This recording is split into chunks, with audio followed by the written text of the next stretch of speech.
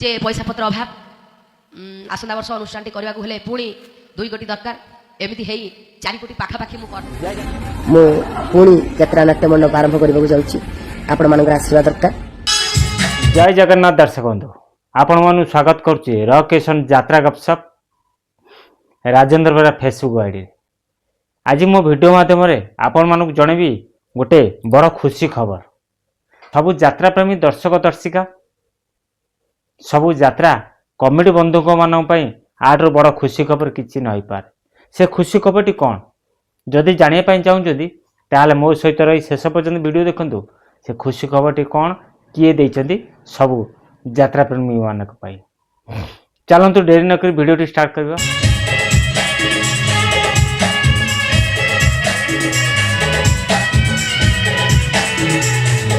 आज्ञा हाँ आज हूँ पवित्र रामनवमी। यही रामनवमी उपलक्षे आम चैनल तरफ फेसबुक आईडी तरफ आपण मानक अनेक अनेक शुभेच्छा और शुभकामना।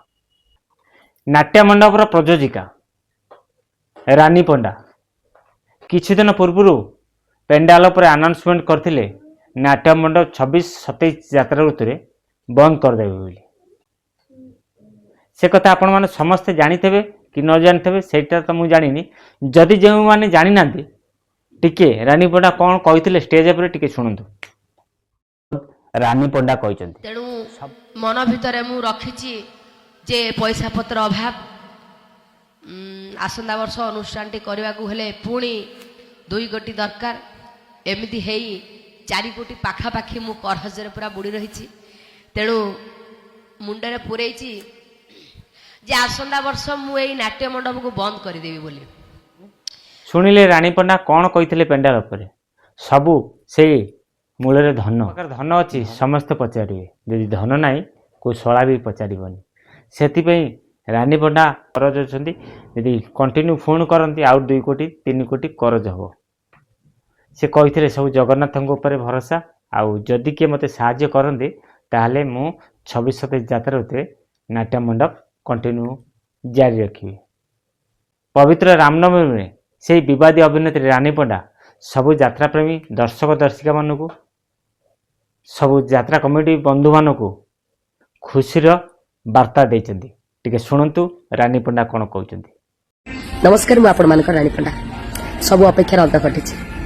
समस्ते जानी 2026-27 यात्रा नाट्य मंडप बंद हो निहती भाव में बंद कर प्रपोजल थी किंतु सब दृष्टि को व्यक्तिगत समस्या एवं बहुत गुड़े कारण को आखि आगे रखी मु पुणी यात्रा नाट्य मंडप आरंभ करने जाऊँगी आपण मान आशीर्वाद दरकार। आपण मैंने रानी पंडा कौन कहले 26-27 यात्रा ऋतु नाट्य मंडप पुणी जारी रही। रानी पंडा 3टी नाटक 26-27 यात्रा ऋतु डिक्लेयर करदे। आज रामनवमी प्रथम नाटकटी हूँ डेंजर, द्वितीय नाटकटी हूँ लव स्टोरी नाटक मु राजा तू राणी, तृतीय नाटक लालपान बीबी।